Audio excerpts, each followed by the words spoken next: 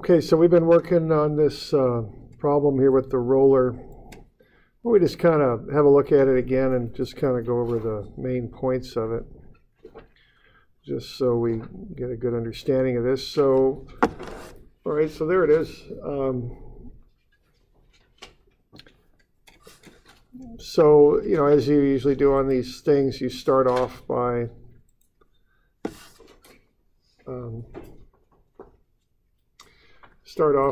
getting a free body diagram. You're calculating moment of inertia, you know, anticipating the thing's going to rotate. So we want moment of inertia. So we start with that, get the free body diagram going there.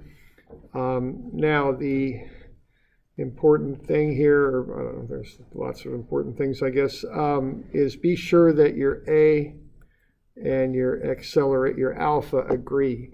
So if A is going to the left, alpha will go counterclockwise, okay? If you switch one of those, you're going to have some problems because you're creating a model you're working with essentially there that can't really happen. So just be careful about that.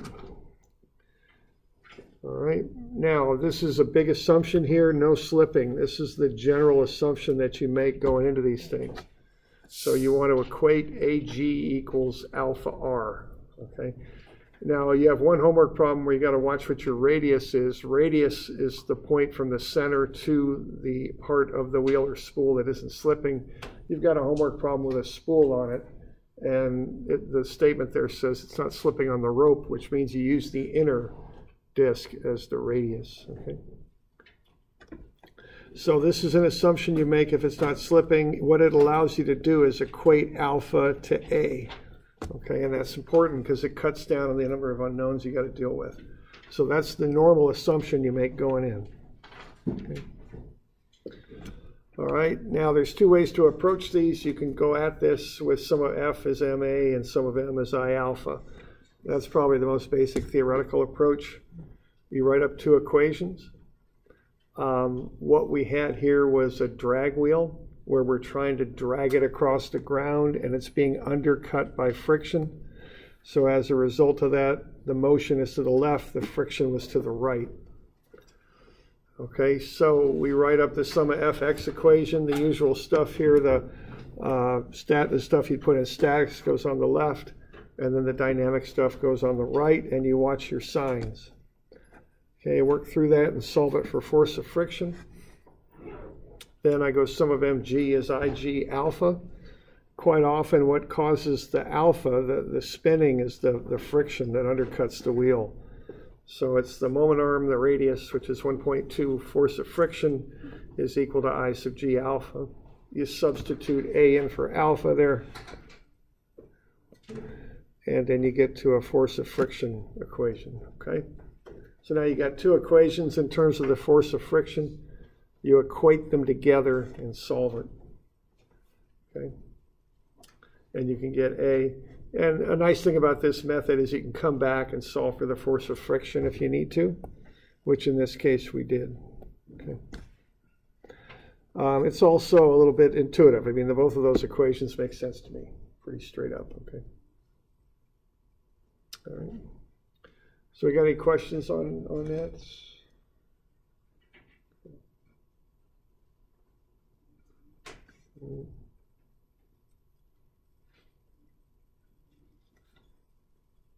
Okay.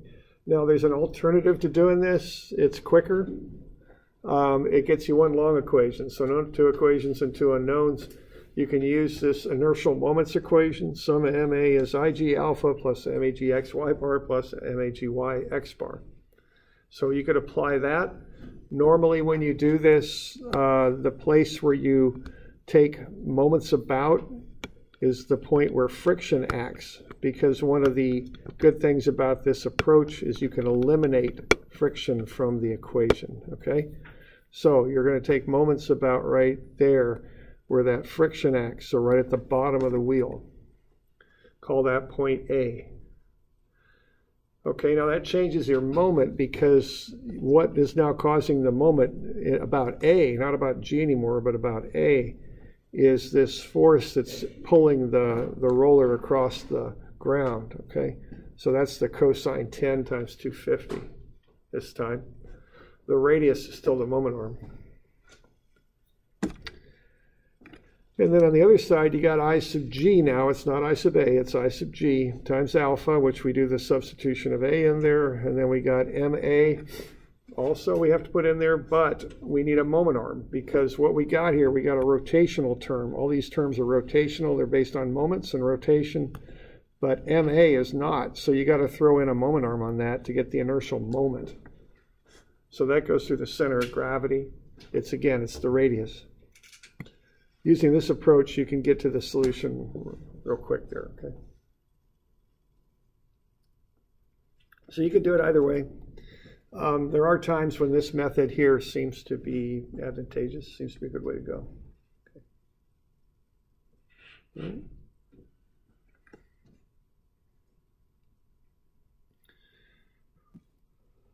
All right, and then you want to check that assumption of, any questions on that? Doing all right with that?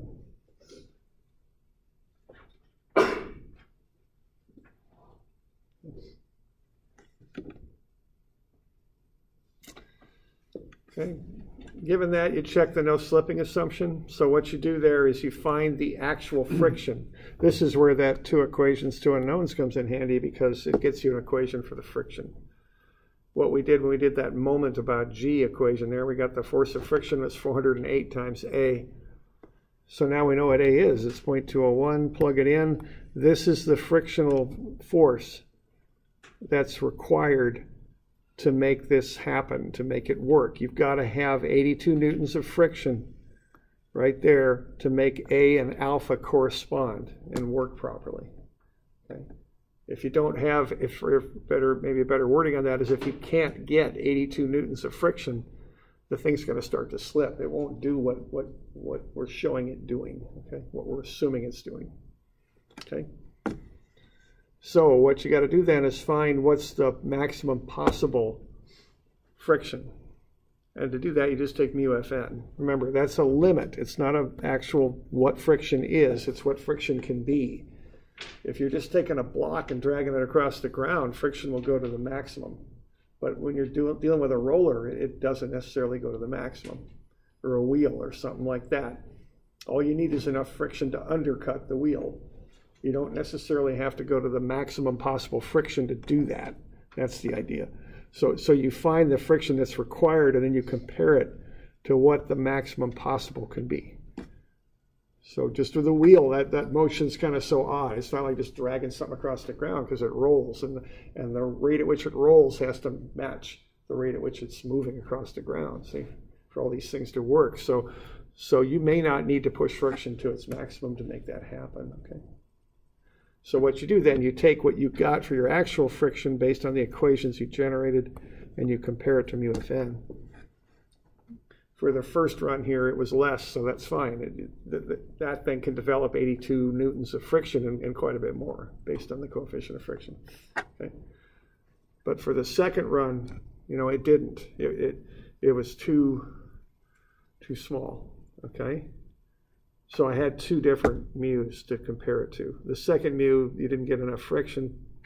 Now that gets a little weird because what you're using here is the static friction, okay? Because the velocity of this point right here is 0 at any one instant. So it's static friction that you use for a wheel that rolls without slipping. But in this second part here, this second example, it is slipping. So then you got to come back and find your friction, not using this coefficient, but the kinetic coefficient, okay? And then once you've got that, it's pretty easy. You just plug it in and do a sum of F usually, and you'll figure out what AG is right off the bat, okay?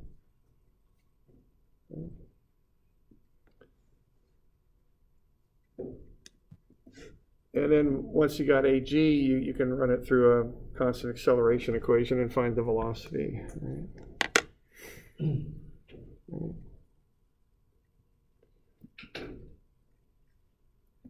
So we got any questions on that approach? It's, none of these are the same, of course, they never are, but that's a pretty good overview of how you go at these things that roll, how you analyze them.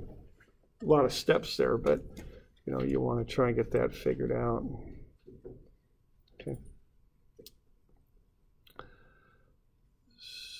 So why don't we have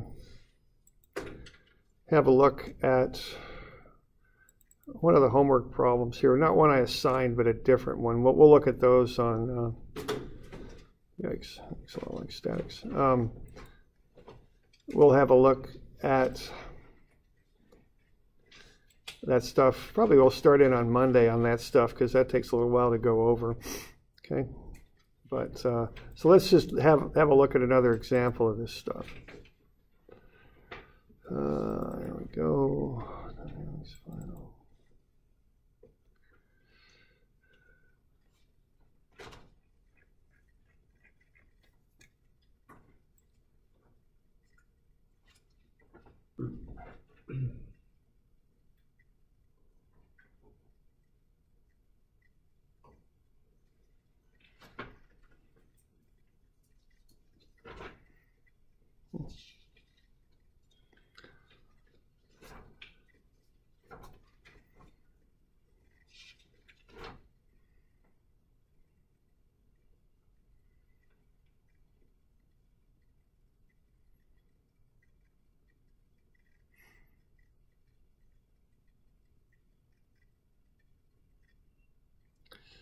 There, is that it? Yeah, there we go. Does this look like one of them? 352. Yeah, 352. Why don't we just have a look at that? 352. Yeah. So, why don't you start off with a free body diagram of that thing? So we're just going to take a disc. We're going to roll it down a ramp. Find the velocity of the disc at 2.4 seconds. I give you the mass and the radius of the disc, and I give you the coefficients of friction, and we want to check whether this thing slips or not. So we just got a disc. This is a homework problem. I even got it written up for you, don't I? 29B. 29B is where you can find it. Yeah, if you want them. Yeah, that's the whole write-up there on 29B. Okay. So why don't you start off with a good free body diagram of this thing, and then we'll go from there.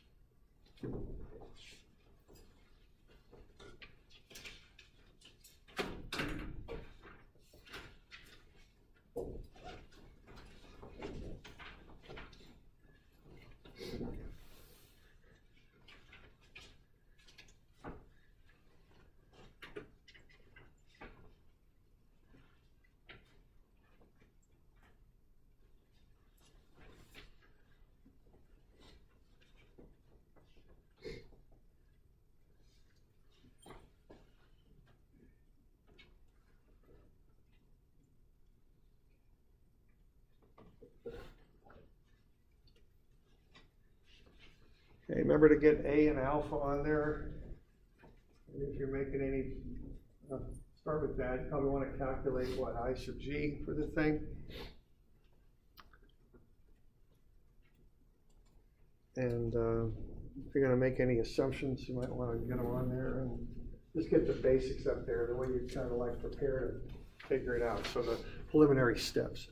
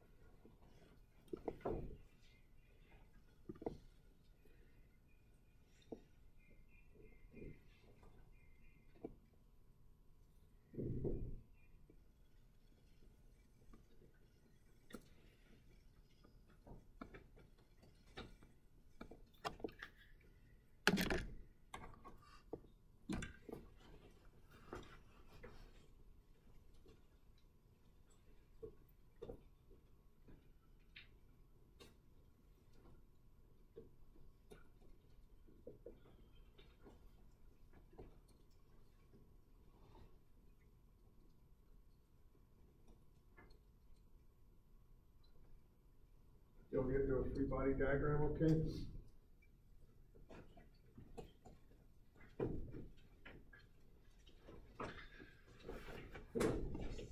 Weight goes straight down, normal force pushes normal to the ramp. A is going down the ramp. Alpha has to go clockwise. It's equal to A over the radius. And then the friction undercuts the block because that's a drag wheel. It's just trying to slide down the ramp, but it's being undercut by friction. We're doing all right with that. Any questions on that? Okay.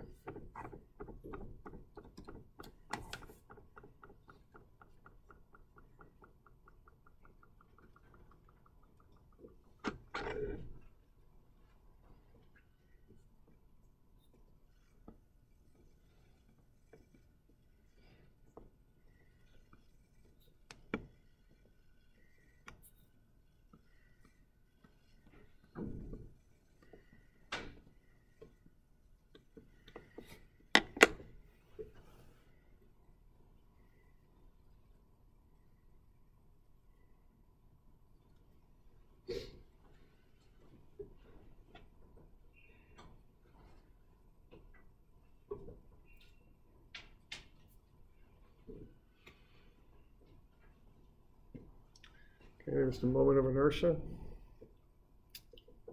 Okay. Now you want to start kicking out equations for this thing. Okay. So let's do it both ways. Why don't we start by doing two equations to a node. So write up those two fundamental equations.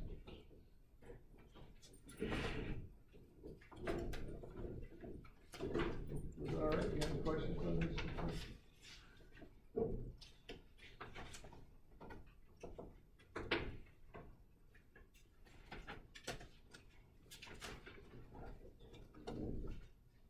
You using an inclined axis for this?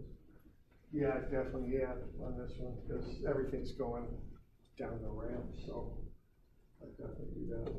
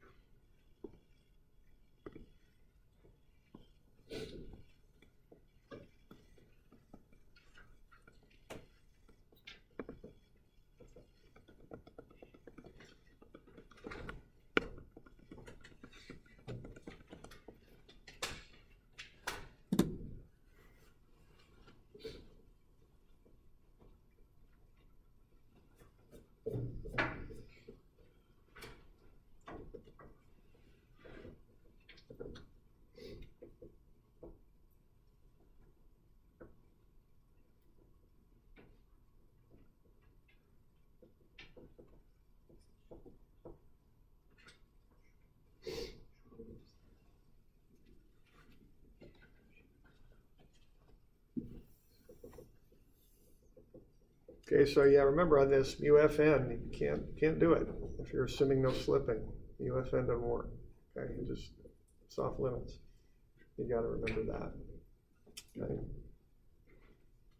What the no slipping gets you is a relationship between A and alpha, but force of friction is not mu Fn.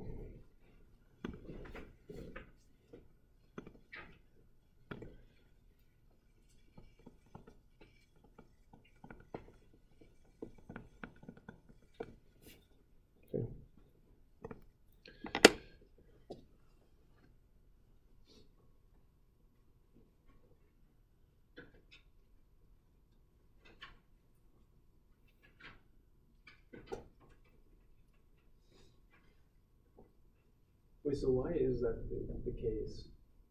With the mu Fn? Yeah. Force of friction is not mu Fn because rolling is kind of a particular motion. It's not like dragging something. Mm-hmm. When you drag something, you're just trying to move it and you got to overcome friction to make it move. With rolling, all the friction has to be is enough to make it roll in such a manner that there's a relationship between A and alpha. So it's like applying enough torque on it to make it roll. Essentially, right, and it does, and that doesn't necessarily drive it to its maximum. So what governs is that connection between the two and the rolling. So there's just no guarantee whatsoever you've pushed it to its max. Mm-hmm. Yeah, that's the best way I can think to word it.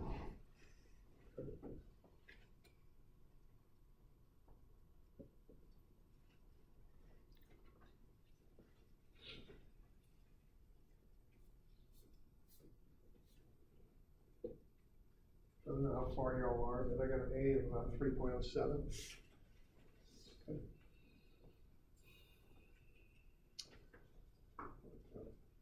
Okay, so F equals MA, that'll go right down the ramp. And then M equals IG alpha.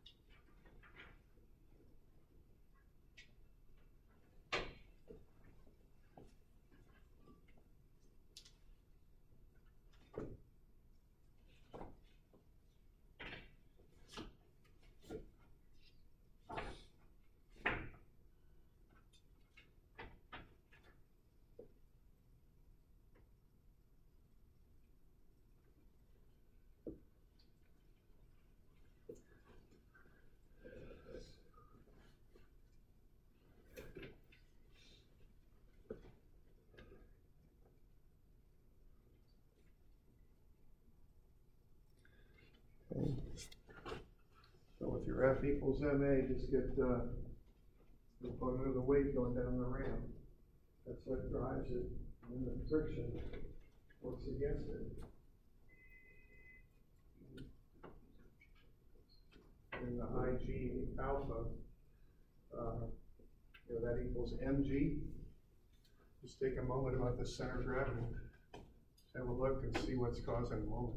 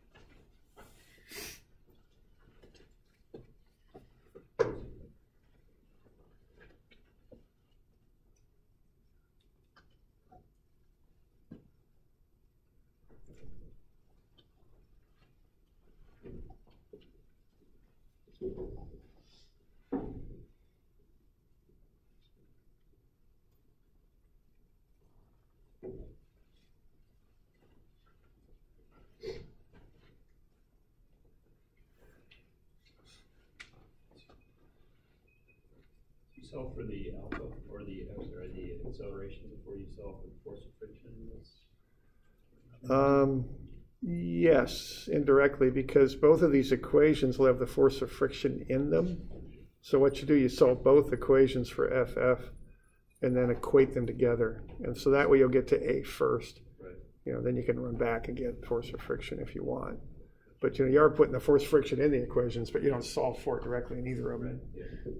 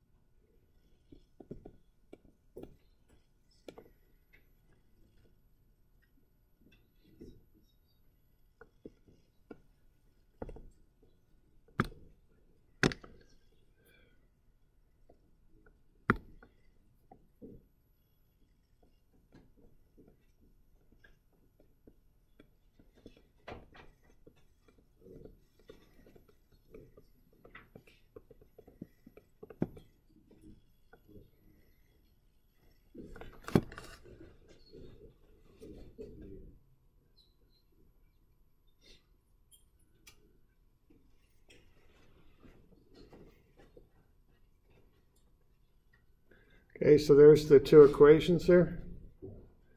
We doing all right with that? We got any questions on that?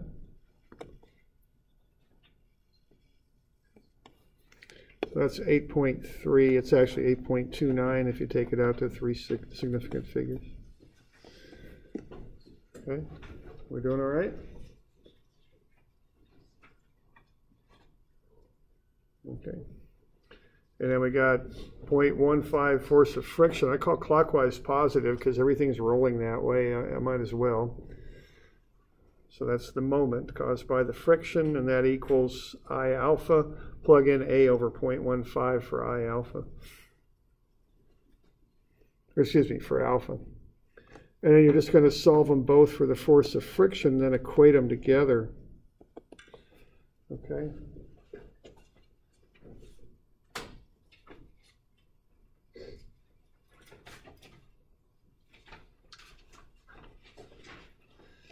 So the force of friction is 0.135 times alpha, and here we get the force of friction is, it's got 0.09, 0.9A. Okay. So you can just, whoops, not alpha there. Shucks, hang on, I'm screwing up. What do we got there? Okay, so the first one I get, that's from the moment equation. Where's my force equation? Oh, there we go. Okay, I screwed up. So this one on the right is correct. The one on the left isn't. The one on the left should be 8.29 minus 1.8 alpha. So.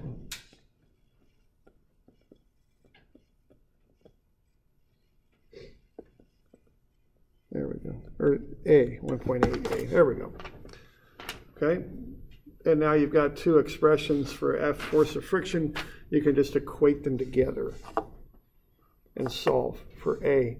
And A comes out to be 3.07. So we good with all that?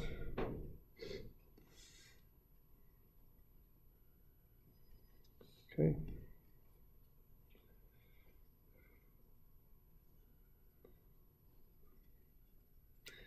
And then once you get there,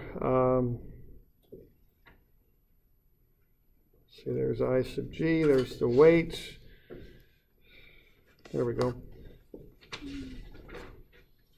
And then you just equate them together and solve. So A is 3.07. Now the other way to do it is with the long equation.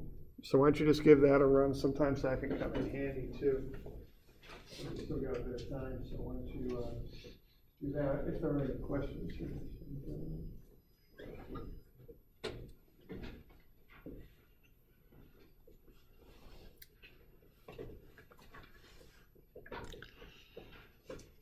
And just have a look at your notes there and you know, figure out where you're going to take moments about, and you should get to the same A.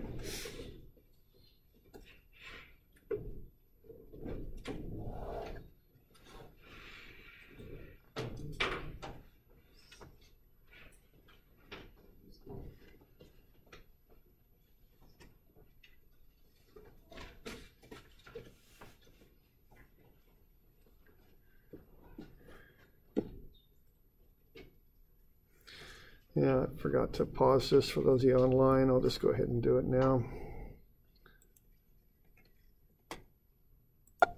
Okay, so with the second approach with the long equation, what you want to do is get friction out of the equation. So you want to take moments about the point where friction acts. That will eliminate it from the equation, and then you can solve for A directly. You still have to do that substitution for A and alpha. And get everything on the right side in terms of A. That's what you'd want to do.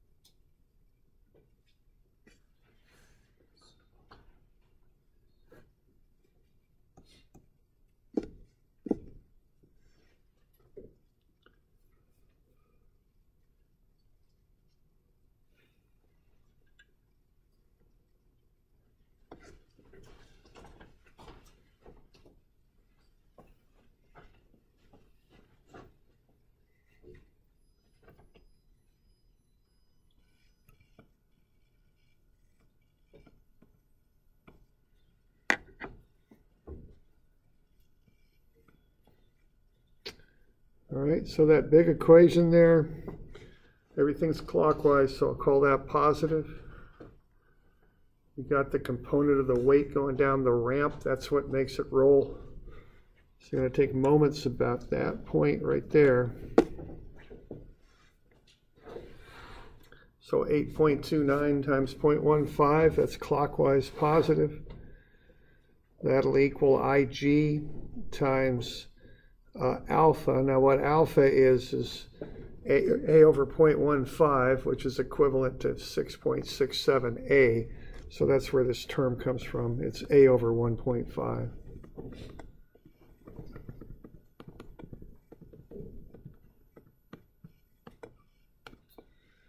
Okay, so alpha is 6.67A.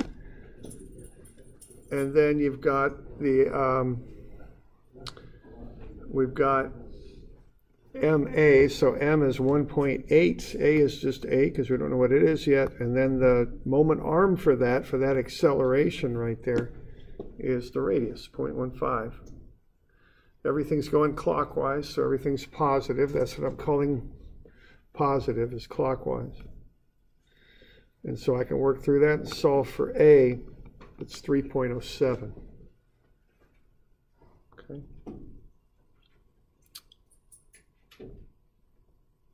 Everybody good with that? We got any questions on that bit? Okay. So that's the basics of solving for a wheel that rolls without slipping. Okay, right there. So your alpha 6.67. Yeah, that comes from the fact that A is R alpha, so alpha is A over R. R is 0.15. I'm right there. And I just take the inverse of 0.15 and get 6.67. Okay.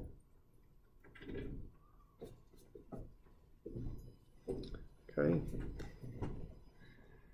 Now I can find the velocity just using V equals V0 plus AT.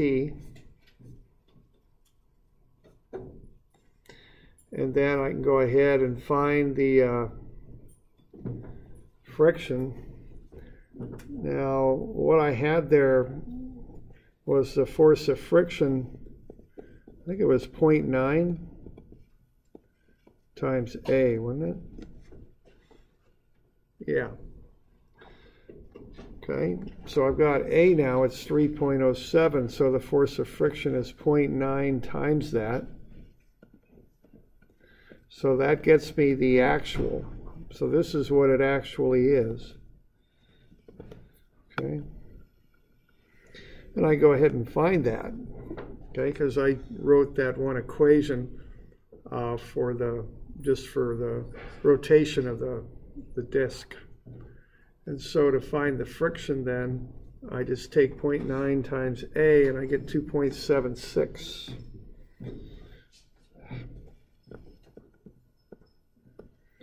Okay.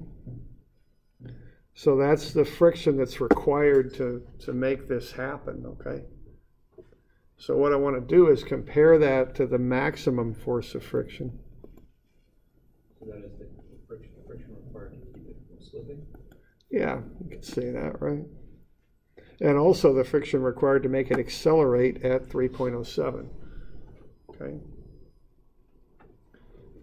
So the force of friction maximum is mu Fn. This would be static friction, so that's 0.4 times the normal force. And I calculated that up a little while ago. It's 15.6. So what that equals is 6.24. Okay. So friction can go as high as 6.24. So 6.24 is greater than what I need, and so no slipping, okay?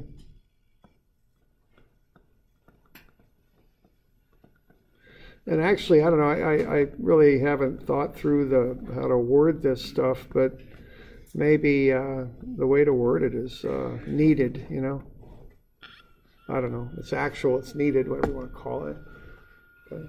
So you got enough friction there to make this happen. That's the idea.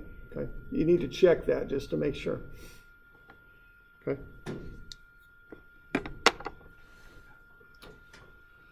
All right. Now, that's just a little run through on this stuff, just to kind of get a feeling for how to handle these. Now that spool problem's a little challenging, you know. Now on that spool problem, and I'm definitely running out of room here, but I know some people are still copying this down. But on the spool, what I give you is K sub G is something. I can't remember what it is. So the spool problem is 352 or something. I can't even remember. 351? No, it's the one after. Oh, they're on the right now. No, it's 350. It is 353. So on 353 here, you're given K sub G. Okay. So this is, and I'm sorry for I'm just out of room. 353. You're given the K sub G is such and such. So if you want to find I sub G, you just take kg squared times m, the mass. That's how you find I sub G. That's that radius of gyration I mentioned maybe about a week ago. So it's just a quick way to find moment of inertia. So that's how you could find the moment of inertia on 353. Okay.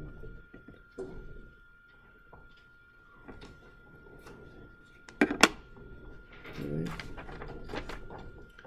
So that's just a little hint there. That's just kind of an obscure little thing that we use sometimes called radius of gyration. Just a quick way to find moment of inertia. Okay. That's kg squared times the mass, right. So mk squared is usually the formula that's called out for that. Okay. Yeah, okay. Just a quick way to find moment of inertia for a complex shape is what it is. All right. All right, well, that'll do. I hope everyone has a good weekend and all that. Okay.